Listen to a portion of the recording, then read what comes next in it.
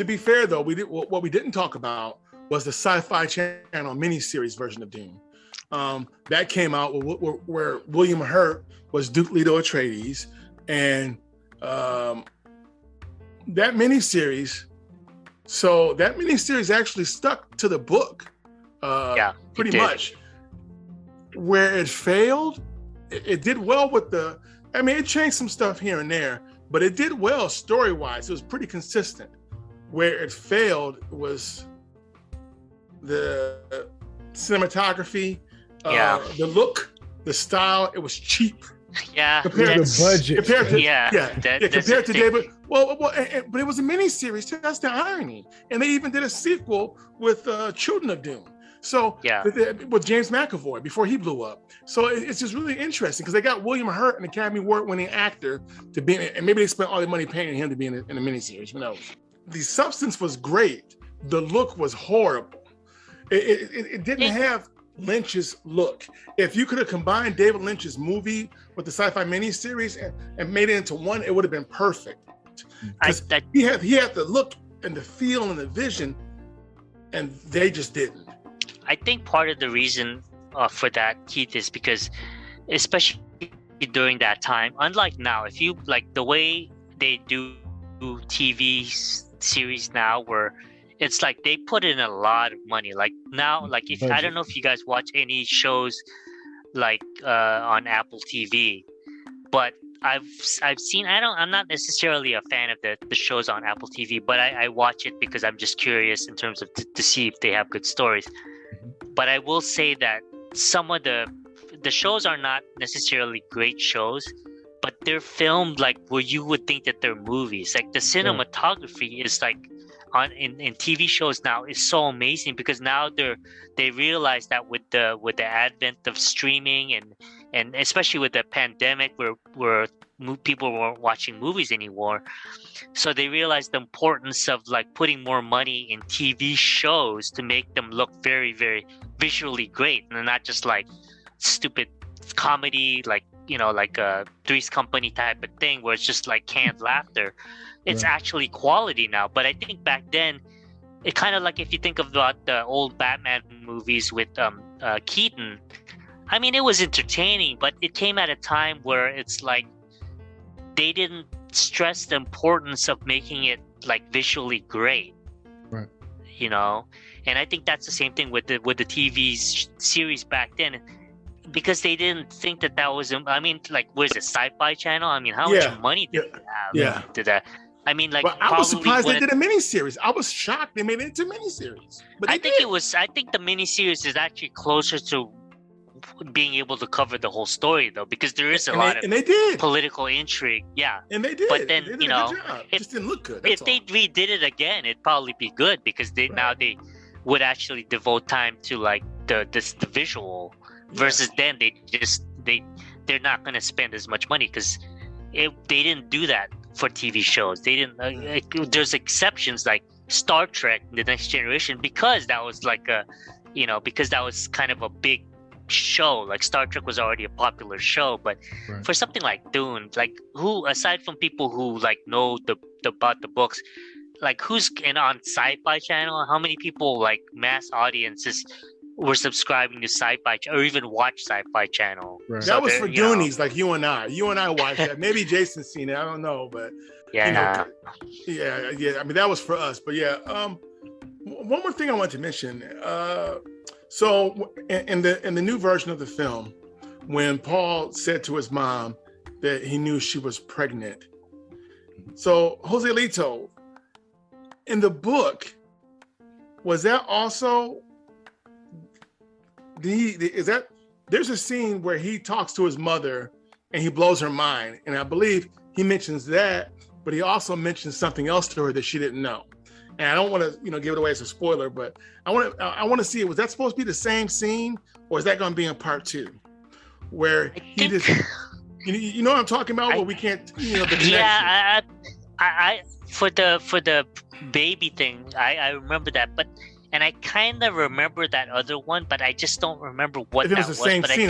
But I think it was supposed to be the same scene, or at least within the same conversation. Yeah. So Jades, So Denis failed with that then too, because there was something else he was supposed to tell his mother besides that she was pregnant in that moment.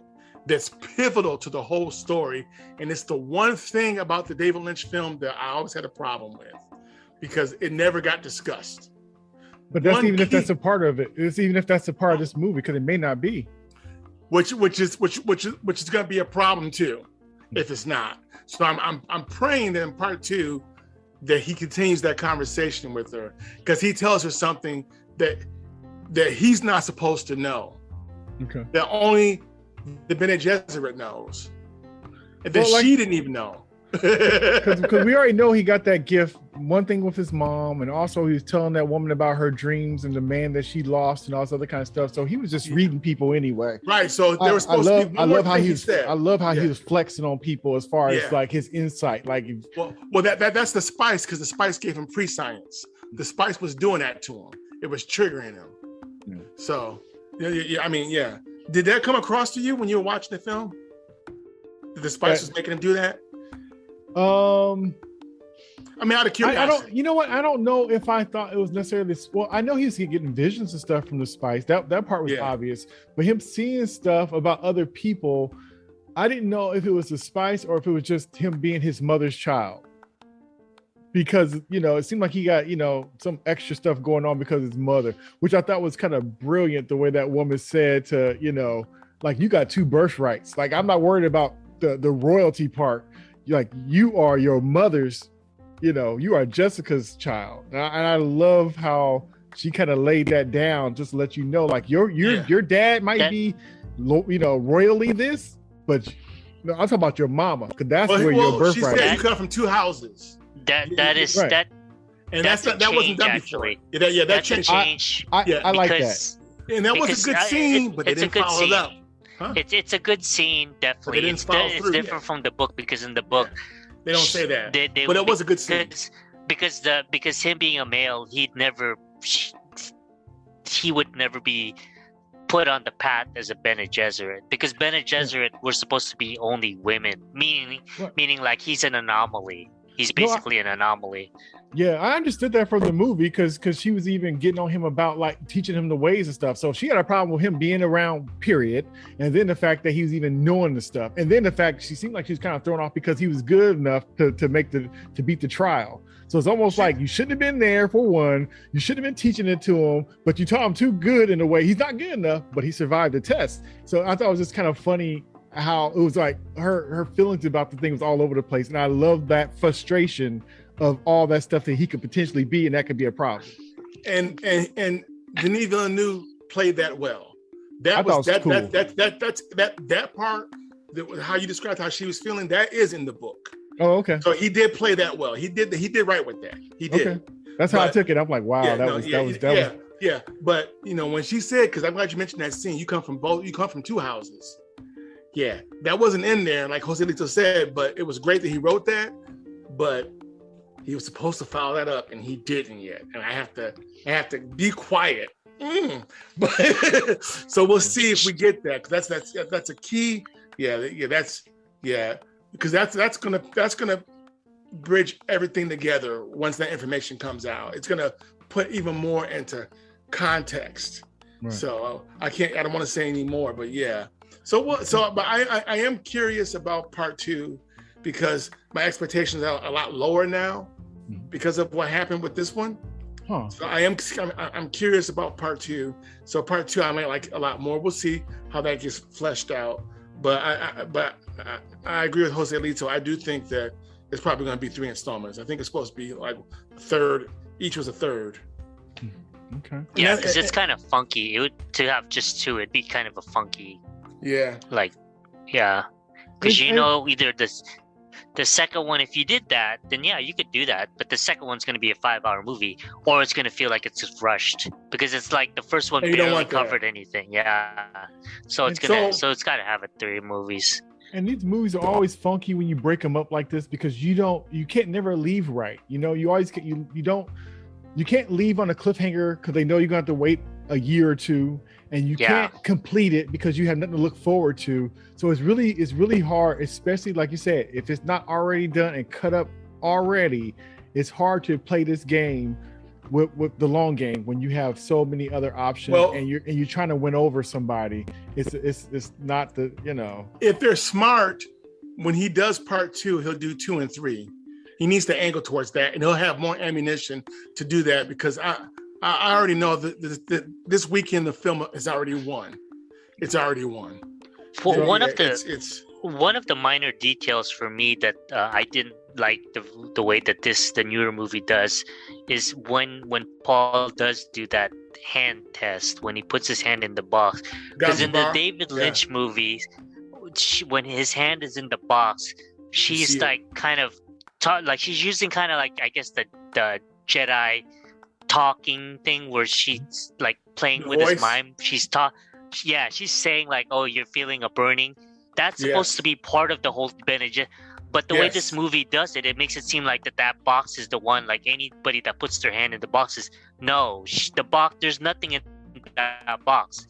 He's being controlled by her manipulating how he feels with his hand in the box. No, I didn't know that. Okay. Yeah, see? So for you, when you watch it, you think, okay, so anyone that puts their hand in this box is going to feel, no, that box is an empty box. There's nothing in that box. It's all just manipulated by her suggestions to him, which is part of the Bene Gesserit. Like they're basically like are kind of like the Jedi in that they could manipulate your emotions by saying things to you that can make you change. It's not just the voice where they tell you to do something. Right. They can actually make you feel a certain way, which is exactly like what she's saying. If you have a weak mind and you're an animal, your first instinct would be just to pull your hand out of the box rather than just like realizing that it's just mind over matter. Right. But because you're able to like overcome my suggestions to you about the pain. But this movie made it seem like, oh, the box is doing all the stuff. The box has nothing to do with it. But the thing is, when I saw that, I assumed that it was in his head, because they went from when he put his hand in there and they were talking. It could have possibly been the box, but I knew it was in his head because, you know, it showed flashes of things. So I knew, okay, all the stuff was in his head. He's not really in trouble. So when he pulled his hand out, I didn't expect it to be burning or anything, just because, you were seeing visions from him. Now, I did not know that it was her making him have those visions. I thought it was coming from the box, but I didn't think it was really happening to him either. Because the whole purpose of that is to show that the Bene Gesserit are like, they're mind witches, basically. But they made this movie seem like that it could have just been like, it could have been anybody. It could have been just a regular Joe Schmo sitting there holding the box for him and he feels the same. Meaning like they made it seem like that she had nothing to do with the pain that he was going through. But in the actual story, she had everything to do with what was going on. But this movie made it seem like she just happened to be there and she's the one holding the poison to his neck, but she actually wasn't controlling or manipulating him at all. It was just either himself or like somehow the box, it wasn't, she had nothing to do with it.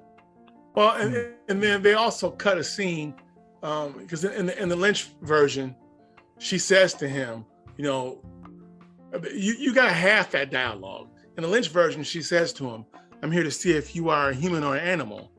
And Paul says, "You dare call the Duke's son an animal?"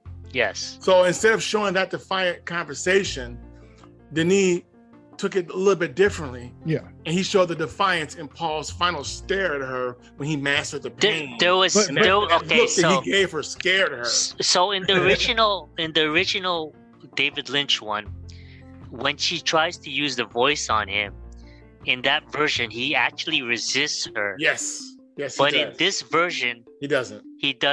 And in the Lynch version, I think that version works because that's where she sees, wait a minute, he's actually stronger than I thought he was. More internal dialogue. It was in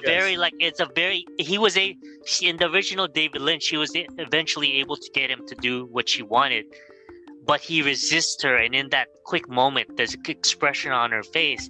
It's like, wait a minute, maybe this guy, there is something more to him.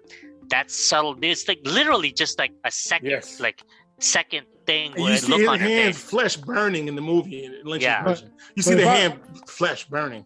Huh? But if I would have saw him resist her before he even went in, I wouldn't have thought he would be in danger. So the way I saw it, because his defiance is kind of about with his mom, like, you dare to talk to my mother like that. So that was his defiant thing to her, and she's looking at him like, you a fool, right? You know. It's an interesting take, because I think it could work. It could work because the reason why I think it could work is because he's so young. I mean, in the original one, Kyle MacLachlan's like an adult, and he's technically supposed to be like a kid, like 15. The way he did it. So that's a big difference then. I would never thought in the David Lynch one, I never would have thought he was a kid. Yeah. So in a weird way, I think this could work because it would add to the how super he is, because he you know, in the beginning you don't think because he can't resist and he can't fight her. Mm-hmm. So it would make it even more amazing, like how he becomes like at the end of this version. I could see that would work versus in the David Lynch one, that works too. But I could see why doing it this way could work as well, because you know you don't know. You're like, hey, wait, and then he rises through all of that. Right. So I thought it was like I thought he's in more danger, because like I said, if I would have saw him kind of fight it off in the beginning, and then it would have been like, oh well, if he could stop that, and I know what that means, then how hard can this challenge be for him? You know, but that's true. That's true. To me, and maybe it was clever that he had the mother recite the whole fear mantra outside the door. I didn't. But like to me, that. I didn't like it. I didn't like that. The Lynch version was better. I didn't where you hear Paul recite that in his mind as he's going through that pain. Because so in the Lynch version, right? Yeah, the mother Paul goes to himself. The mother goes off, right? She doesn't just stand behind the door. No, she leaves. When she sees Paul in the David Lynch version come out, the look of relief on her face. Yes. Because she's like, but in this version, I don't like that she's behind the door. Yeah, she should have been like, she should have been far off. Like she should have, meaning like she should have, like, it's kind of like that thing where you don't know, and then all of a sudden you're in another room and you totally don't know what's happening, and then you see that person who you're worried was going to get killed come out, you're so relieved, versus like if you're like listening, putting your ear to the door and you know exactly what's happening, that kind of the only thing I liked about that scene was the look Paul had when he finally mastered his pain. He raised his head up and he glared back at her. Yeah. And she was like, what the fuck? And she was supposed to, now did she say in this version that no one has gotten that far? No. Yeah. No. Okay. She didn't say that. She was supposed to. Because in the book and then Lynch, she says that, doesn't she? Yeah, because every male that's done that test has failed that. He's the only male and they die. Yeah, he's the only one that's passed it. But I took him as him getting further than she expected from when she was talking to her mom when she was leaving. But for me, with her being outside the door, I thought that was powerful to me, because one, it showed that she was linked to her son like that, for one. Okay. And it's something as me as a parent, if your parent is crying or cracking, you in trouble, because that's the strong one. That's the rock. So if the rock is broken, the offspring. Yeah.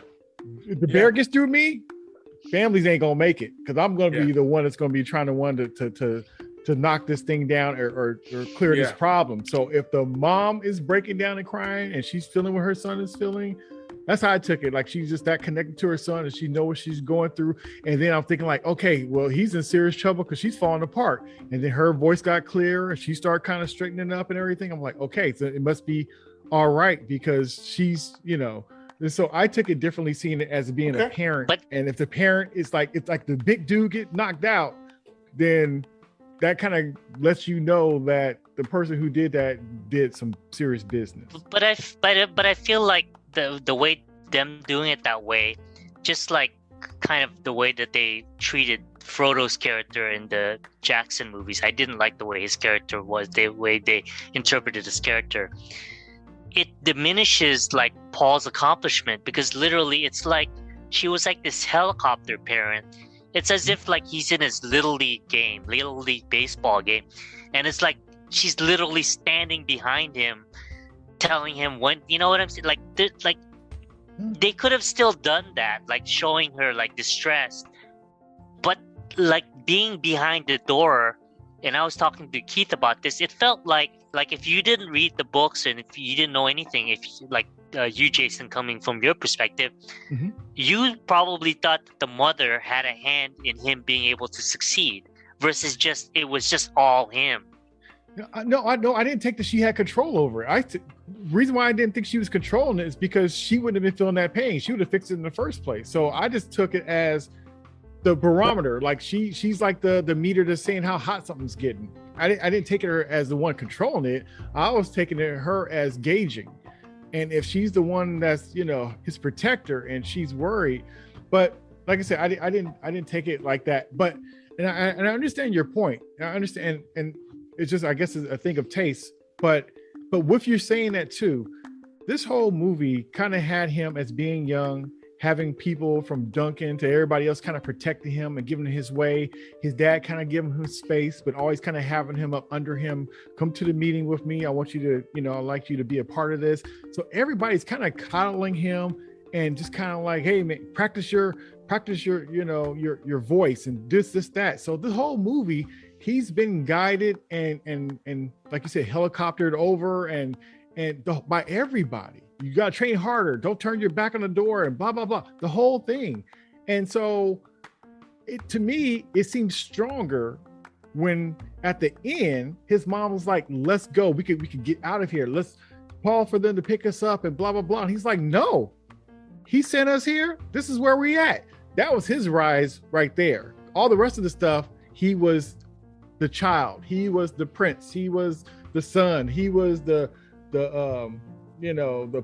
He was all this, everybody's over him. And at the end, he became his own man for his new people. At least that's what I'm taking from how it ended. And speaking of that, and you mentioned it before too, this has so much stuff that was, that obviously Star Wars took from like the voice to the force and the, let go of the controls, use the force, Luke, and let us fly through this desert storm without holding the controls and all the other kind of stuff.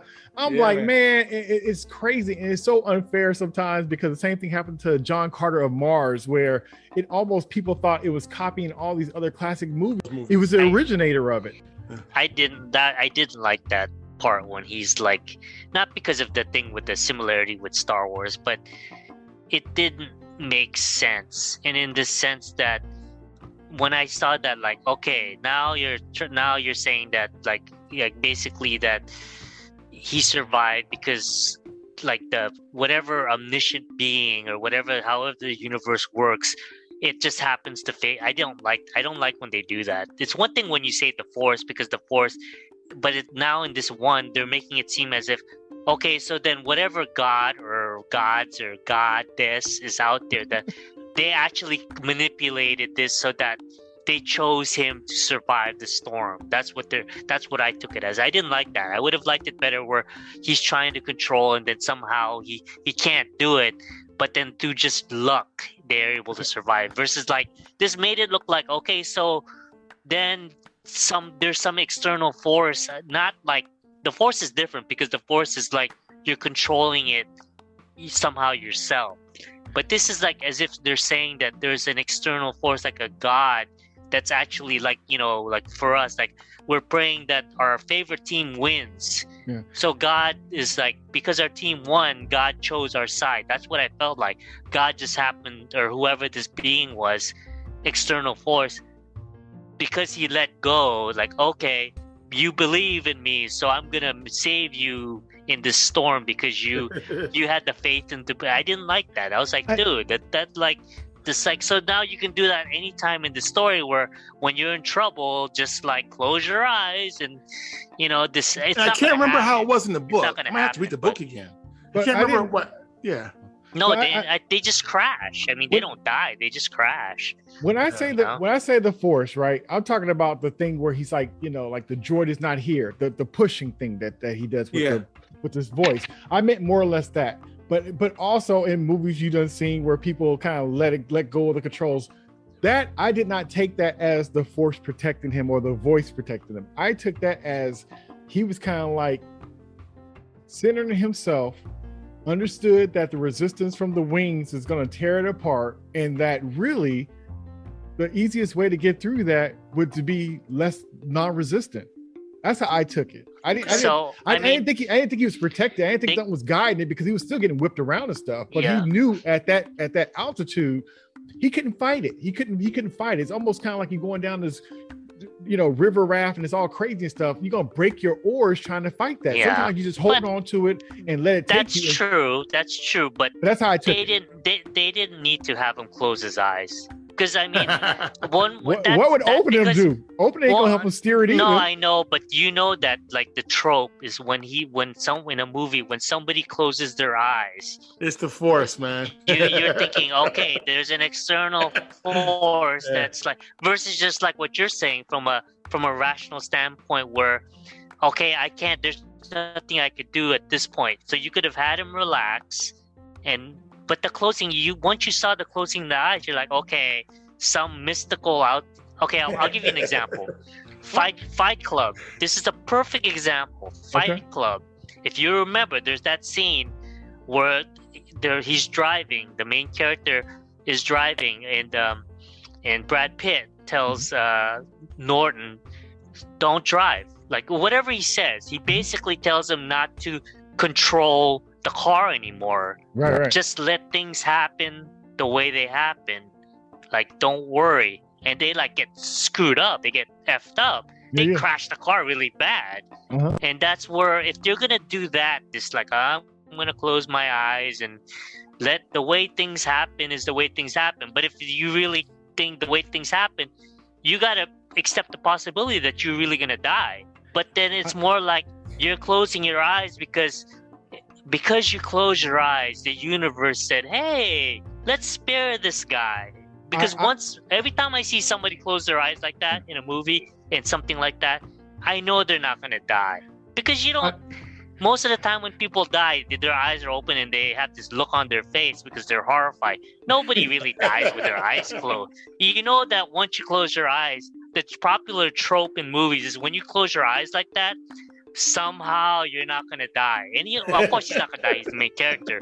But that's my point, is when they had that one scene that irritated the hell out of me. I didn't like that. I understand the trope. I understand the trope, and I understand what you're talking about. But I kind of took it as the reason why I thought he was calm about it is because he's seeing the future. And it's kind of like he knows he's gonna be around. So I took it as like, but I hear what you're saying. But they don't show anything like I see what you're saying, but they don't show like anything where we know that he can kind of see the future, but in that moment we don't see anything like that indicates that that's the reason why he was relaxed, because he already has seen the future beyond. I mean, we know that he's already seen a future that's beyond that crash. We know that already. Right. Yeah. So if that's the case, then why even like worry? Why not just like sit in the ship the entire time and just he wasn't steer? He wasn't really. He didn't sound like he was really worried to none of this stuff. To be honest, he didn't act like a normal kid would that ran out of his home and crashed in the middle of the desert. He seemed fine the whole time. He was kind of leading his mom around, to be honest, and she's the grown person that should know what's going on. So he never really seemed too.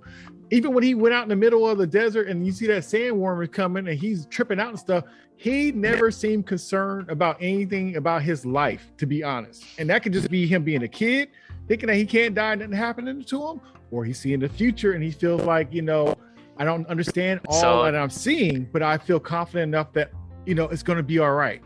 But he never had like, because he is young, he never had like that Home Alone moment where what's his name, Kevin, has like screams to the camera. Never does that. Yeah, that's true. That's true. I'm saying he was unusually calm in those crazy situations, because they seem like they made a point of showing how young he is, even to his mom trying to tell him how to do something at the breakfast table.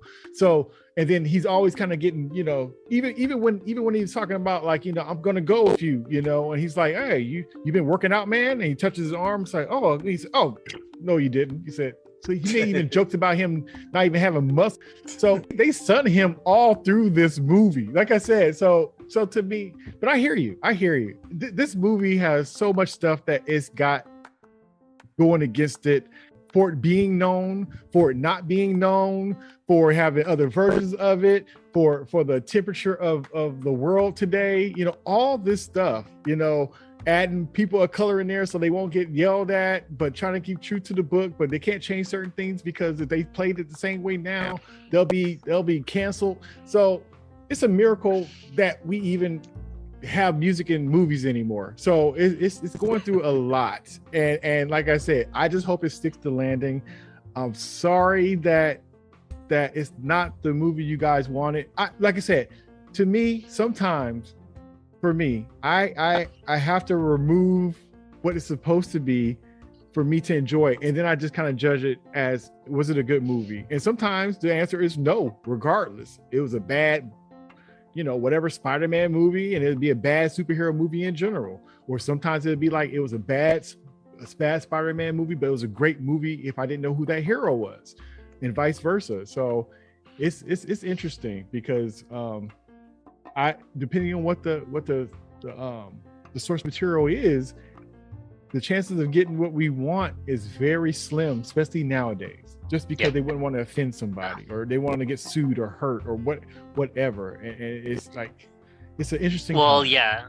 I mean, the way I'm going to have to look at this movie is I'm going to have to look at it as like, and kind of just enjoy it for what it is and understand that it's not going to be what I want Dune to be, like based off of the book. But if I look at it that way and just look at it as in like, is it entertaining? Yes, I think the movie is still entertaining. Like if I came in it watching with like I had amnesia, I would have enjoyed the movie because I wouldn't have known any of the background. But I probably would have had a lot of questions because, I mean, Jason, you picked up on a lot of stuff, but you might be very, very perceptive. But I think the average audience, I think they're not going to pick up on that stuff that you picked up on, honestly. I probably, like if I came in there without any knowledge, I think there's a lot of stuff I would have missed. Because I think the average, just like with the Lynch one, where people panned it, but because they just didn't understand. It was ahead of its time. Actually, they weren't ready for it. That actually explains more. That actually explains a lot more than this one. Yes. I think with this one, Jason, I think you are very perceptive, but I don't think a lot of audience. I'm not gonna insult. No. Not you mean. I watched a lot of movies. But you're probably coming from a background where your experience with the way story is, and so you can kind of extrapolate. But for a lot of casual viewers, where they're not trying to overanalyze it, I think there's a lot of stuff that they're gonna miss with this movie because it doesn't really explain it well enough. They'll enjoy it, but there's going to be details they won't know about, I think, but like I said, I think they'll still enjoy it because it's a great cinema. The one thing about this movie is like it's just the world is very well built. Like Arrakis is like amazingly versus like the Lynch one. Yeah, I mean, that was a studio. This one, you feel like on another world, Yeah. So, all right. So this has been a great conversation. We gotta get ready to wrap it up, but I wanted to get some final words from everyone. And you're our guest, Joselito. So please give us your final thoughts and words about the new Dune movie. Okay. Well, I want to say that this movie is an entertaining movie. And I think that audiences will love this movie. It's just for the sheer cinematography, the tone, the acting. I think the acting was very good in this movie. For the diehard Doonies, I think that they will enjoy this movie in terms of like the action and the scope of this movie in the same way that I think that for me, Lord of the Rings, like I enjoyed it for what it was, like an action movie. But in terms of how close it is to my vision of what I wanted it to be, it fell short. But again, like I said, I I still will recommend this movie for people to watch it, because it is a good movie from the standpoint that it has a lot of great cinematography, and the action and the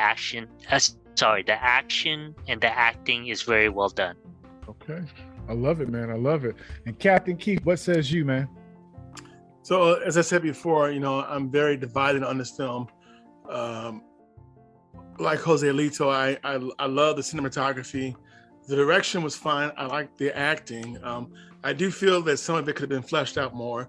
I think we should have got more Duke Leto with Lady Jessica to see, how that love created Paul. And I feel like that was a little shortchanged.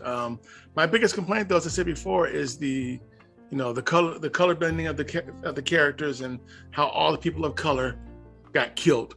And Josh Brolin. And Josh Brolin. No, he didn't get killed. Josh Brolin. You mean Jason Momoa? You mean? No, Josh Brolin. He didn't get killed. He didn't get killed. Nope. He didn't? Nope. Gurney Halleck is not killed. No, not at all. Remember, you have to see. Remember, like the old Tenet, just because they disappear from the screen, unless you actually see them killed. Hey, y'all, that's forward information. You shouldn't have answered it then. I didn't know.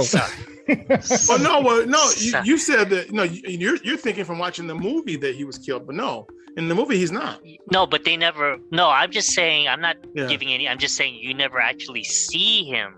That's all I'm saying. You never actually. You don't see him disappear. You see Duncan Idaho get killed, but you don't see Gurney Halleck get killed. Yeah, Gurney Halleck. You just see him going to a battle, but you never actually.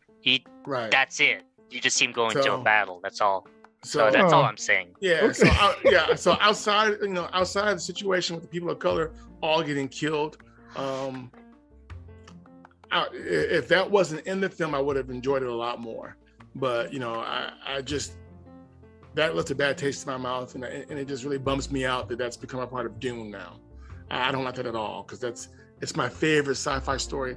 It's probably my favorite story of all time. So I just, but being the Dooney, I will see part 2. But like I said, I can't. If people watch this film, I understand. Well, I do want the Dune movies to be regarded the same way Lord of the Rings and Star Wars is, and Star Trek. I want people cinematically. I want Dune to get its glory. Now, what I didn't get a chance to mention real quick is that, the Dune book has been made into a graphic novel. At least the first half has come out. I believe the second half will come out in November. So, and the Dune prequel series are now comic books as well for Dune House Atreides. So it's starting to make way in regular science fiction culture in that regard. So I'm happy it's making leeway now.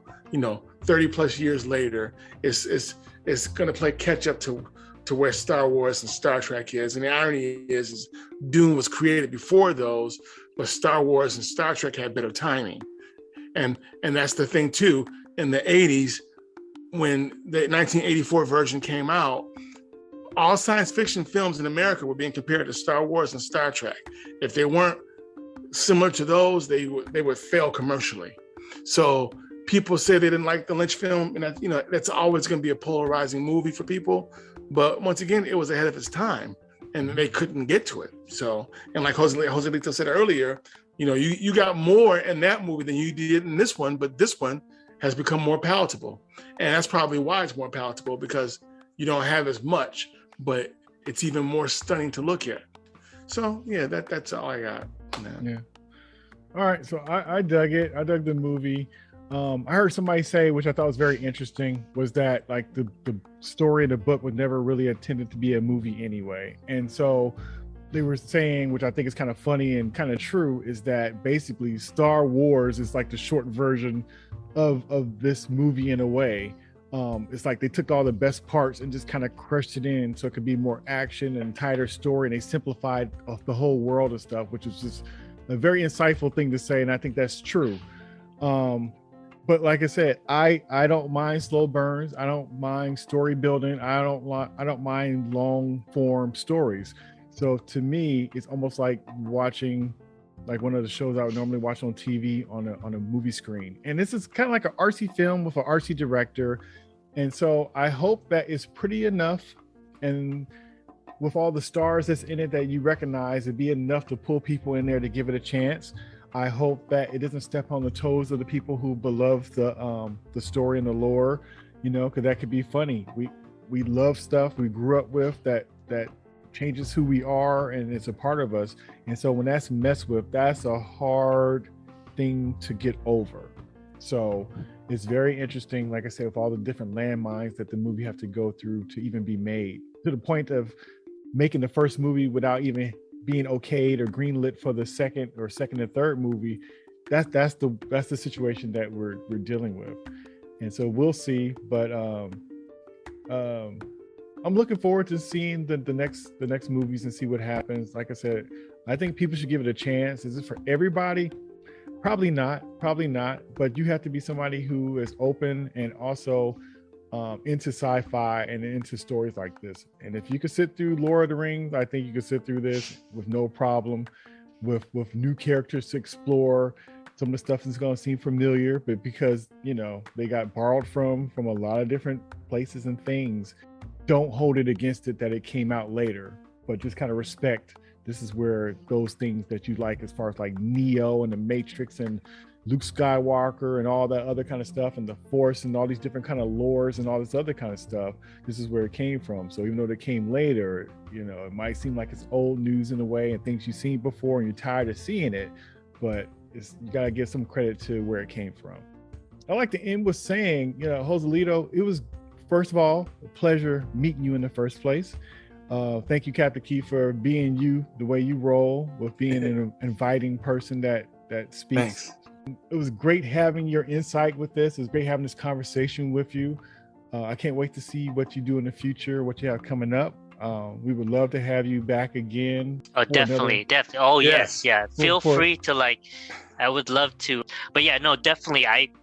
I'm glad that I met you guys, and I definitely hope that I can join you guys on other future stuff for other movies, and I would love to, join in. One last thing I will say that this new movie, I'm hopeful that because I think this new movie may actually get people who haven't read Dune to actually want to read Dune. I will say that the David Lynch movie probably alienated people where they didn't even want to read the book, but I think this one might be the thing that gets people to actually read the book, and if that's the case, then I don't mind if this movie isn't exactly as accurate as I want it to be, because I actually want people to read the actual book and realize just how great this series really is. I agree. I couldn't have said it better myself, Joselito. You're right in that regard. But here's the irony: the David Lynch movie got me to read all the books. Yeah, that movie changed my life. Yeah, the David Lynch one actually, oddly enough, has a lot more exposition and actually explains a lot. But because of the way, somehow or other, it just didn't vibe with the people that didn't know. They about weren't the ready book. for it. They thought it was just a psychedelic trip, basically. And they just thought the guy was out to Mars. But if they only knew that he was actually very accurate, it's actually very as close to the book as it could be. Very close. Yes, and it's become a cult classic now. That's the irony too. Yeah, that's now it's considered a cult classic. Yeah. Well, when I was younger when it came out, I didn't understand it. I don't think I even knew about the book to even have an issue with it, with any kind of conflict or anything. But to me, it just didn't click for whatever. And like I said, I just wasn't ready for it. But that's how a lot of things are. Sometimes the thing got to line up with you, and it's not about being good or bad. It's about what touches you, and that's why some of these movies that do awful find their life later on, and that's just the beauty of art. Art is waiting there for the person to be open to accept it. It's a relationship. So you just put the best thing you can out there, and you wait for that audience to find it. So but once again, it was great catching up with you guys for sure. That was our conversation about the movie Dune. Until next time, peace. See you somewhere out in space. The spice must flow.